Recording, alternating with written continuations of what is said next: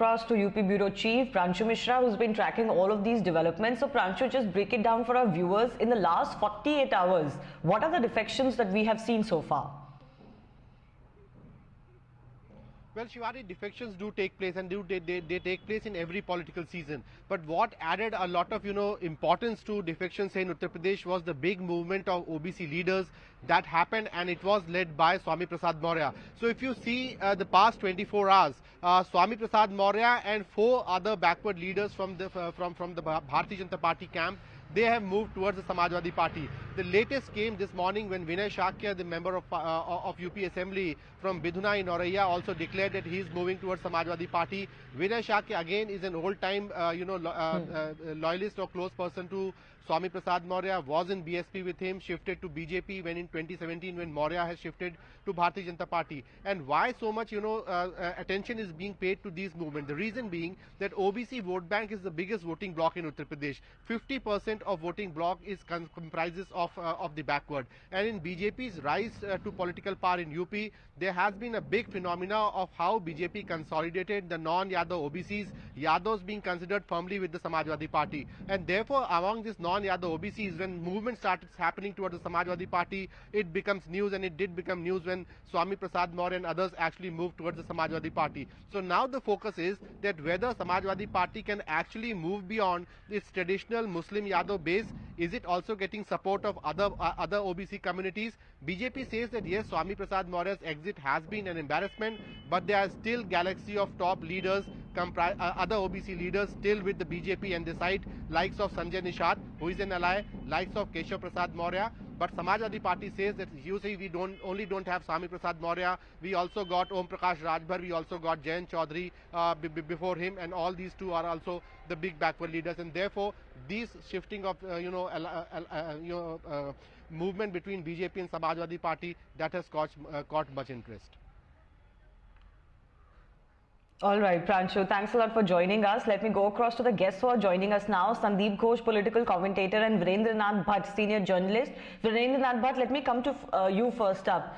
The movement is predominantly seeming to happen from other parties to the Samajwadi Party.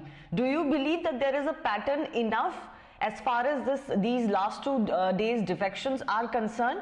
And is Samajwadi Party working behind the scenes well to attract especially OBC leaders, or is it or are leaders on the ground finding it to be the new flavor ahead of the next elections? What do you read into these defections? It has all the elements you have listed, and it has even many more other reasons. The only thing is that the BJP has crafted a very new social coalition for the first time in 70 years, where they had upper caste, the OBCs, and the scheduled caste. This has never happened in UP electoral history last 7 decades.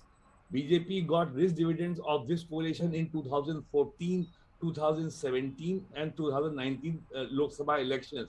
Now, and all the leaders, all the names you have listed, they are all known turncoats. BJP has 8 ministers in the cabinet who are turncoats.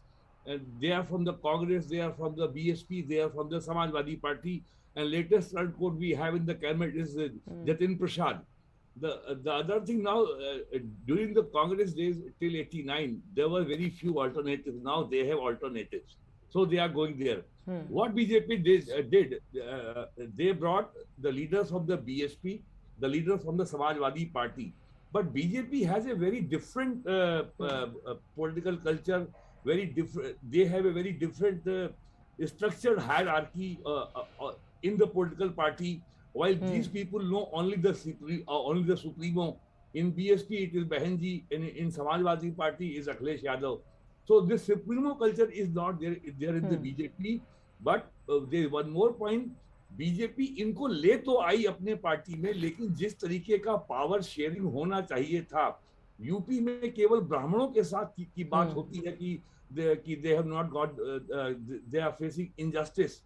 They have the same complaint, the OBC and the Dalits. You took our votes for 3 elections, but we were not, we were denied our due share in the power structure.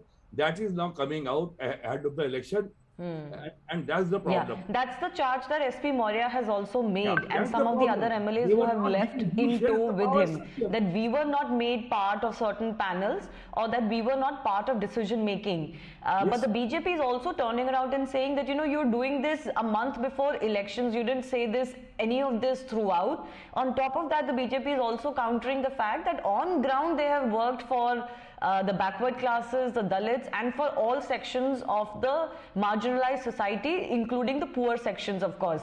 Sandeep Ghosh, what do you read into this? Is the BJP going to be on the back foot, if not, predominantly hurt by these defections that are taking place? See, Shivani, when BJP is planning to deny tickets to 68, 70 sitting MLAs, I think they would have factored in some amount of pushback and people quitting. And, I don't think they're naive enough to think that, they'll deny people tickets and people will just accept it gracefully and stay on. So some of these things are, I think, expected, and they would have some kind of a contingency plan. But this stuff does make a difference in optics, and overall, in the mahal, there are certain signal which goes out. So it's not insignificant, and certainly SP Maurya is not, a lightweight leader. But I think these are all early days yet, as you're seeing many more defections happening from across parties in different directions. Politicians at the end of the day, as I was telling in one of your shows yesterday, they look at themselves as a business unit by themselves. So they will go towards where they think they have a better chance. And today it's an open secret, that there are price tags attached to these movements. So if somebody is not getting a ticket here, he thinks he's better off going to another party, and somebody takes him at a premium. Why not? This is the season to, make profits. But Virendra ji made an important point that a lot of these individuals are indeed turncoats. Like you said, they're business units who hop from one party to another before many, many elections. The BJP hasn't really lost one of their own, like a big face of their own. In that, do you think the biggest jolt has actually come to the Congress party? Because, Imran Masood was made a big face for the party in Uttar Pradesh, despite his very his comments bringing rather disrepute to the party in the past. And even he has quit the Congress party.